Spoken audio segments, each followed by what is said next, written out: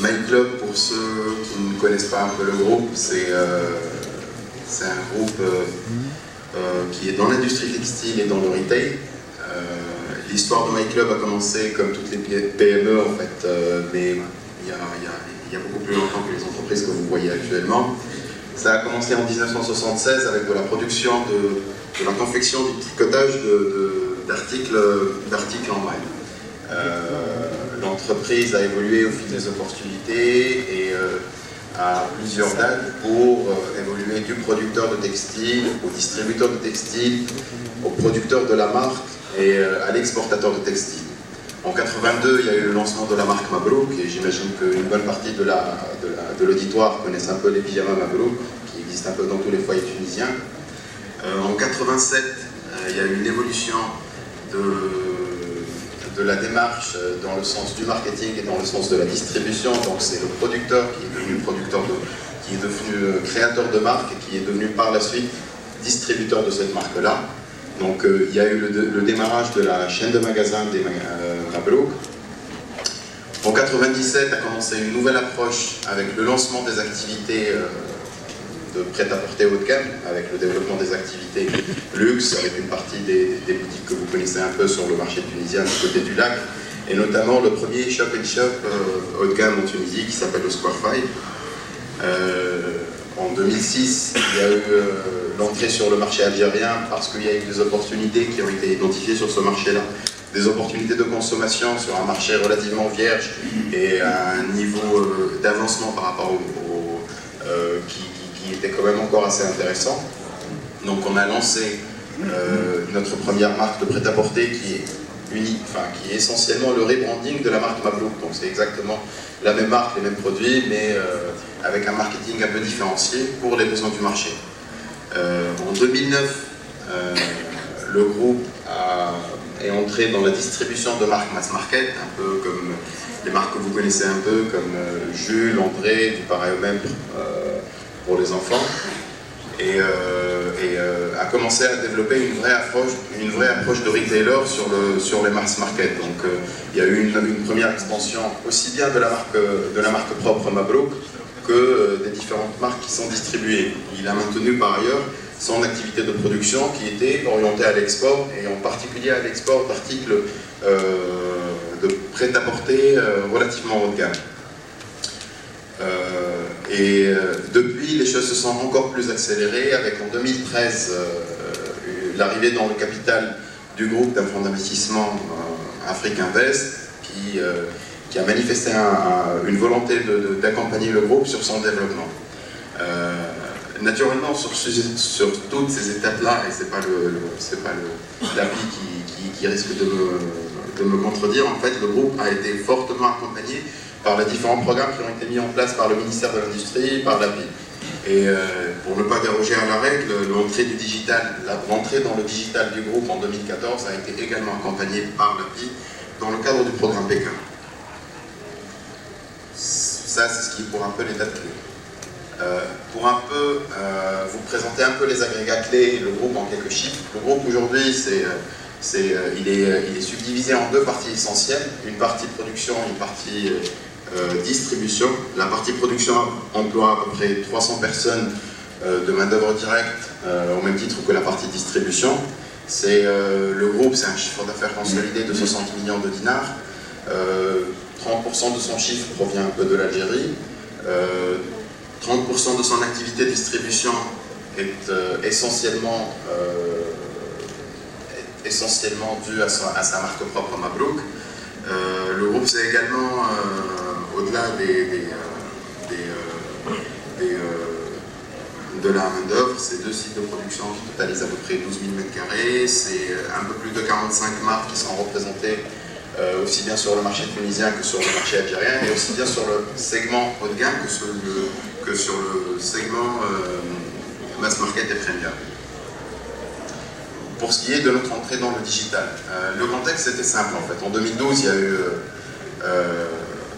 il y a eu un contexte plus ou moins de crise en Tunisie, donc du coup ça nous a amené à creuser encore un peu plus nos ménages et à essayer de voir un peu plus quelles sont les différentes opportunités qui risquaient de se présenter dans le cadre de cette crise-là.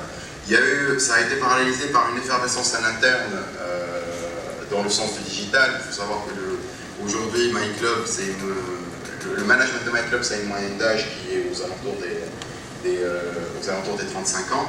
Et donc, c'est une génération qui est fortement influencée par le digital, par l'Internet, par Facebook, par tout ce que vous connaissez des réseaux sociaux.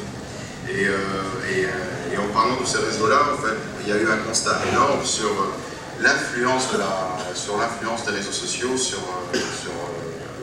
en Tunisie. Donc cette réflexion-là a été en parallèle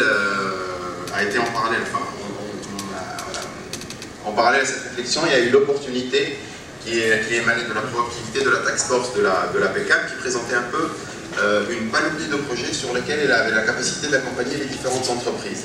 Et la confrontation du besoin à l'offre nous a permis de voir que nous avions la possibilité de nous faire accompagner sur ces fonctions-là, et notamment une entrée dans le digital. C'est pas si simple que ça, c'est un métier à part entière qu'on ne maîtrise pas forcément, et donc du coup le fait d'avoir un soutien de la part du PECAM, appuyé par des experts indépendants et qui sont particulièrement performants sur leur secteur respectif, ça nous a conforté dans nos choix, il nous a permis de nous lancer beaucoup plus rapidement qu'on le pensait.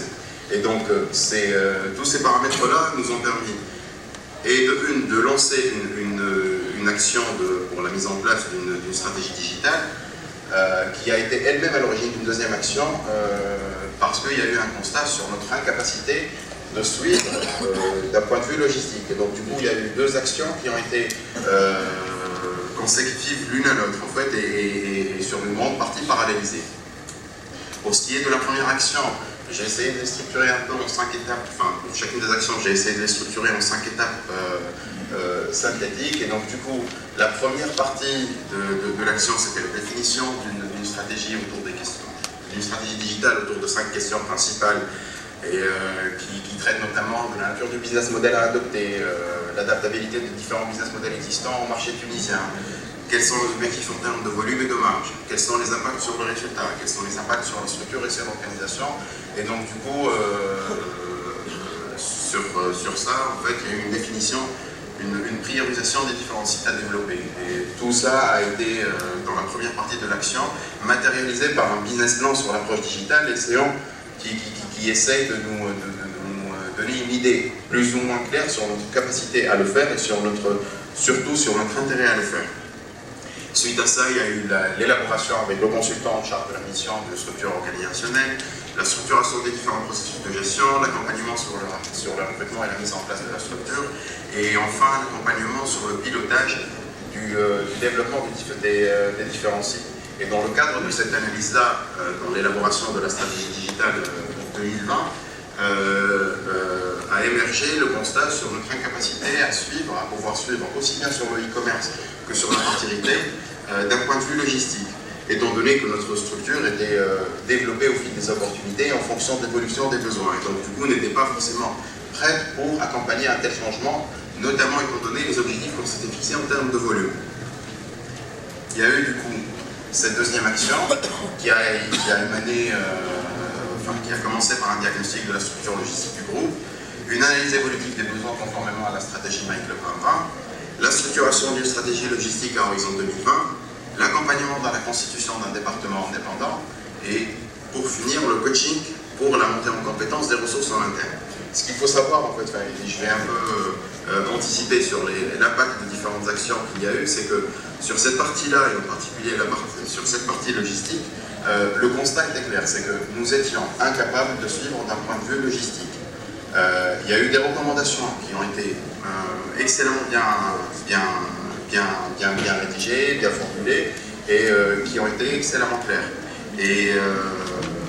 Mais malheureusement, nous n'avions pas, à cet instant-là, et nous n'avons pas encore la capacité de les mettre en application, étant donné que ça nécessitait des investissements relativement lourds. Et donc du coup, il y a eu la dernière étape qui était le coaching pour la montée en compétence des ressources en interne pour pouvoir gérer jusqu'à avoir la capacité de mettre en place un plan logistique parfaitement clair, qui soit conforme à des standards internationaux et qui nous permet de développer une approche logistique à part entière.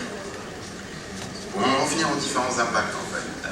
Aujourd'hui, ce qu'il faut savoir, c'est qu'il est difficile de quantifier des impacts d'une action de coaching non technique.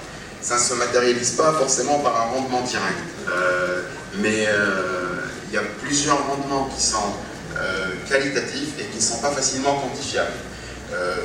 Aujourd'hui, on a un site qui marche bien, qui n'est pas encore rentable et qui ne sera probablement pas encore à horizon de 2 ou 3 ans, mais il répond parfaitement à notre conviction profonde que 2020-2025 sera numérique en Tunisie sans aucune hésitation. Donc du coup, les pionniers sur ce secteur-là seront beaucoup plus structurés, seront beaucoup plus en mesure de pouvoir profiter de cette effervescence-là et de l'émergence de tout ce plan d'activité. Mais grosso modo, si on devait faire un listing plus ou moins exhaustif des différents impacts, le premier étant naturellement la mise en place du premier site marchand du groupe, mablouk.tn, sur lequel que je vous invite à aller fortement à aller visiter. Le développement d'un deuxième site qui est actuellement en cours de production. Ces sites-là ne sont pas uniquement destinés au marché local, ils sont également destinés au marché export. Donc le premier nous a déjà permis d'améliorer la visibilité de la marque, aussi bien sur le marché local que sur le marché régional. Et à ce titre-là, c'est un peu anecdotique, mais nous avons été contactés grâce au site mablouk.tn par des plateformes de vente internationales qui sont actuellement présentes en ligne, type eBay, type Amazon, qui s'intéressent un peu aux produits Mablouk et qui s'intéresseraient à le commercialiser sur leur propre plateforme. Ce site-là nous a également permis d'améliorer le niveau de trafic en boutique, donc c'est un effet qui n'est pas quantifiable, mais qui se ressent à peu près en fait, sur l'évolution qu'il y a au sein de la communauté qui s'est créée autour du site et autour des réseaux sociaux qui sont gérés par notre community manager. Il a également permis la facilitation d'accès aux produits